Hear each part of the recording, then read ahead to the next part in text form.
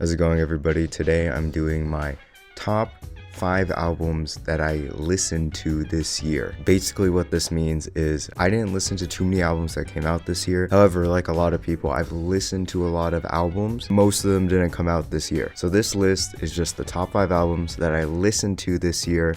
Not that came out this year, but that I've listened to this year. I gotta clear the air because every year I get a comment being like, but these albums didn't come out this year. Yeah, no shit, I explained it in the first 30 seconds. Yeah, but anyways, let's start off with some honorable mentions of albums that I enjoyed. So I'm gonna start off by talking about Tu Hollis in general. As a whole, I started getting into and I like Tu Hollis's music a lot. If I had to pick one album from him, I would pick two. I think that album's really fun. His music doesn't do anything too crazy, but it scratches a lot of itches for me. It's very electronic, very danceable. I like how his vocals get very distorted and kind of strained during a lot of parts, and he's just a really fun artist for me, and I tend to listen to his music a lot. Next, Closer by Joy Division. I've heard this album before this year, but this was the year that I kind of listened to it a lot. I enjoy it a lot. I think it's very dark, and the mood they're able to set within the album is great, and I kind of just get sucked into it. I have to mention Beauty Sleep by Echo 2K. It's a bootleg technically, but it is so good. It's one of the best Drain Gang projects. I feel like it's so unique within the Drain Gang music as well. It's this weird ambient digital thing, and it feels like something that could only exist because the internet exists, and I think it's one of the best Drain Gang projects as well. Just didn't make the top 5 for me. I listened to a lot of Death's Dynamic Shroud this year. I listened to multiple of their albums. Obviously they have a lot, but I listened to quite a few. Of those that I listened to, my favorites were Live from Japan and Regret When It Was Lost. Both of these I listened to quite a bit. I think Live from Japan is just an amazing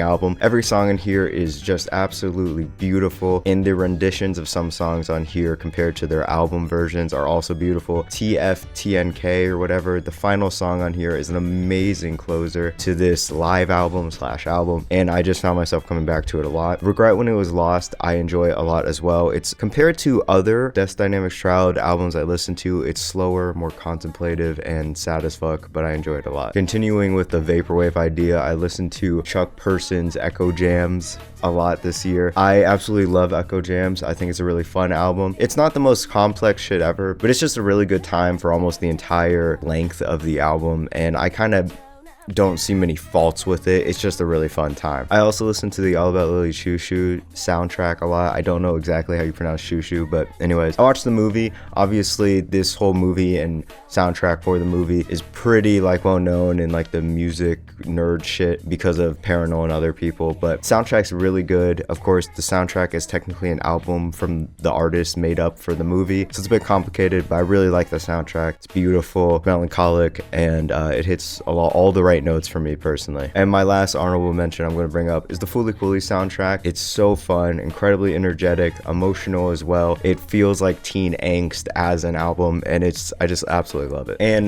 we're going to do a new segment this year as well. This is going to be the 2024 albums and my quick scoring of them, and I won't elaborate further. Okay, so first off, Smile by Porter Robinson, I give a 7 out of 10. Chromacopia by Tyler the Creator, I give a 6 out of 10.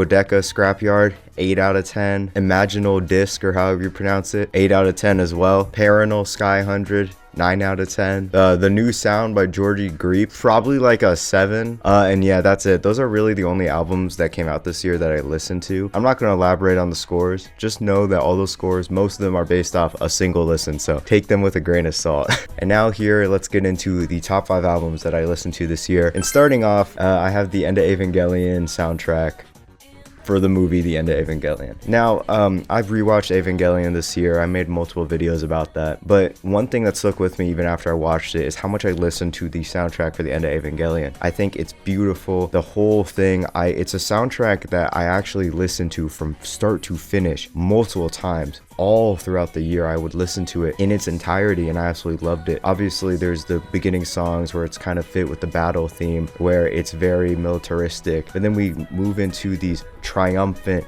in melancholic moments with the orchestra and all this shit. Of course, Asuka's battle theme I think is absolutely beautiful, it's stunning, and it really is a triumphant piece. Of course, you can't talk about the end of Evangelion soundtrack without mentioning Thanatos and Kamsusur Todd. Thanatos, of course, was the first credit song. It's beautiful, it's melancholic, but it also is low-key a vibe. Kamsusur Todd, or Come Sweet Death, is just sad as fuck, depressing as hell, but also an amazing song. I feel like a lot of people don't mention the song that is 2 songs after Kamsusur Todd in the track list and also in the movie. It's called Expansion of Blockade, and it takes place when Shinji finally makes his final decision in instrumentality, and that song is the one that I listen to the most. It's a song that's just so beautiful, it's so patient and melancholic, and it's this explosion of emotion, and it just feels like the climax of the movie. It's all in the name of the song too, Expansion of Blockade. It's when you're finally breaking open this dam, and it's just a beautiful song. Yeah, so at number 5, I have the End of Evangelion soundtrack. It stuck with me so much. I listened to it on repeat, and I absolutely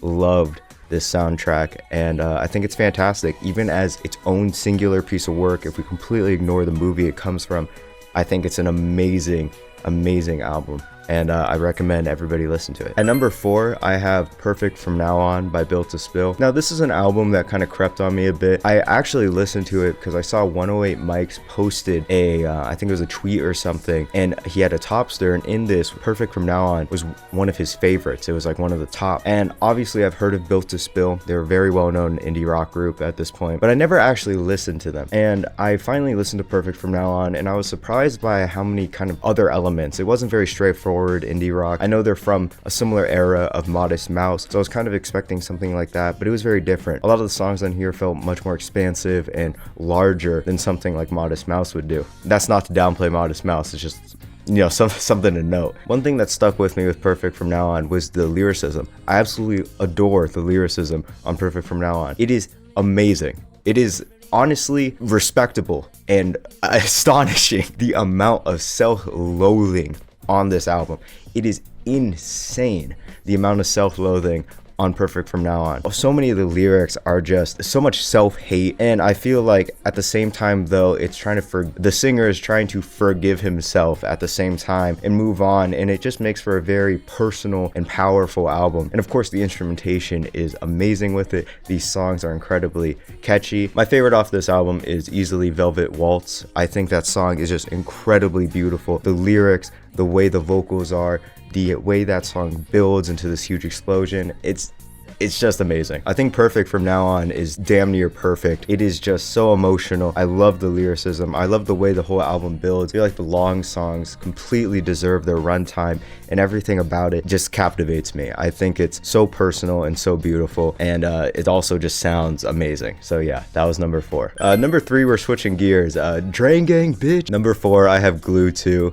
This is a bootleg, technically. Basically, let me give you the lore rundown. Glue 2 was made up of songs that either came out right before Glue or right after Glue and before Ever Since, because basically there was a lot of speculation that there was going to be an album called Rain World that came out before Ever Since, but it kind of just never came to be. And a lot of singles that would come out in this time, they're not on Spotify, they're on like Blade's miscellaneous YouTube channels like One Sleep 2 3. People put these together into an album, so there's tons of Rain World bootlegs, but the one that really stands out is Glue 2. Despite being a bootleg, the track listing on this is phenomenal. The order of the tracks is so perfect. They all flow into each other really well. They all maintain this level of atmosphere that's consistent within each one, and it just feels amazing. Every single song on here are some of Blade's best from this cloud rap era of his, and I just absolutely love it. This was probably the album I listened to the most this year. I absolutely fucking love this album. I think all the songs on here hold Blade's best verses, with White Armor's best production,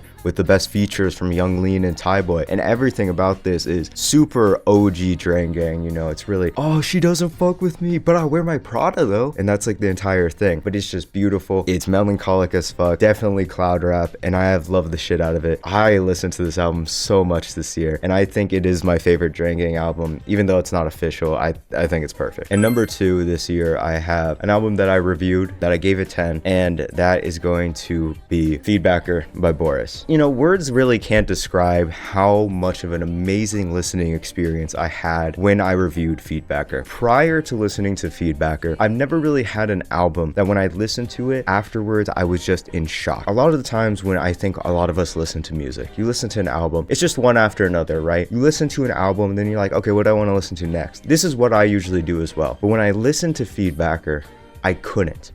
After I finished Feedbacker, one full listening session, I was out walking. I just had to take my headphones off and think about what I just listened to, because the impact of this album on me was so big.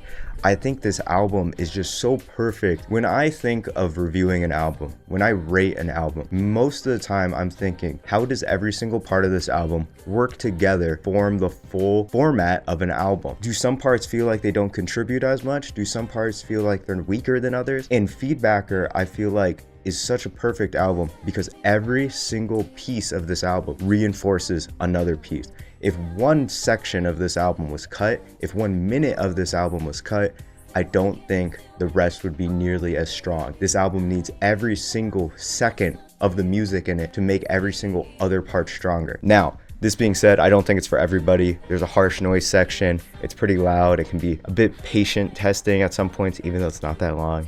It's like 40 minutes, but I think it's amazing. I think it's beautiful. It's grand. It's so noisy and loud, and it's so aggressive as well, but patient. I feel like there's a whole story being told about Feedback swallowing these people alive throughout it, and it just gives me goosebumps. I get literal goosebumps listening to it. I love how long the massive climax of this is. I love how the conclusion of this album is handled. I love how we build up for so long to the climax, because it really makes you just sink into the sound of the album, and that's why Feedbacker is number 2 this year. I absolutely love Feedbacker by Boris. It's such an amazing album, and I highly recommend anybody listen to it. And while I love Feedbacker, the album I listened to a lot this year, and my favorite from this year, is Masked Dancers by The Brave Little Abacus. So Masked Dancers, I know a lot of people prefer We Just Got Back from Discomfort, but I think Masked Dancers is one of my favorite albums of all time. Truly, I can say that. I think Masked Dancers is so beautiful. I think it has some of the best songwriting I've ever heard. The way Adam structures so many songs where there's not even a chorus, but we're just getting a flow of emotions with every verse. The story and the concept of this album is one that I feel like hits home with so many people. Just having a fear of leaving your hometown, of going on to bigger things, and then realizing that,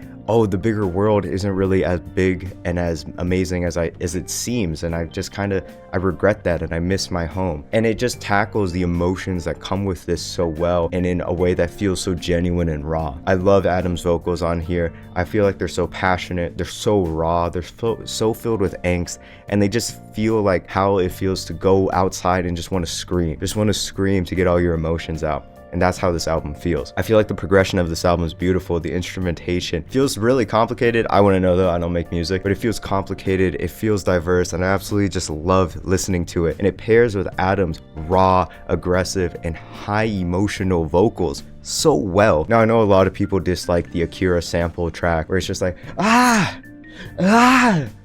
but I feel like it works perfectly. It's a way that they're able to express the same emotions Adam is able to in most of the tracks through a sample, because it almost sounds like Adam screaming. It almost sounds like he's on there yelling, and it just fits perfectly. It just feels like an extension of the emotions Adam has through sample. And that's, of course, not to mention that every song is amazing. Every song is a banger. It goes incredibly hard. It has so many amazing moments and peaks. I think the intro is fantastic. I think the outro is fantastic. And I love every single aspect of Masked Dancers by The Brave Little Abacus. And that's why it's my favorite album I listened to this year. And that's my favorite albums I listened to this year. Not that came out this year, but what I heard. So let me know in the comments below your favorite albums that you listened to this year.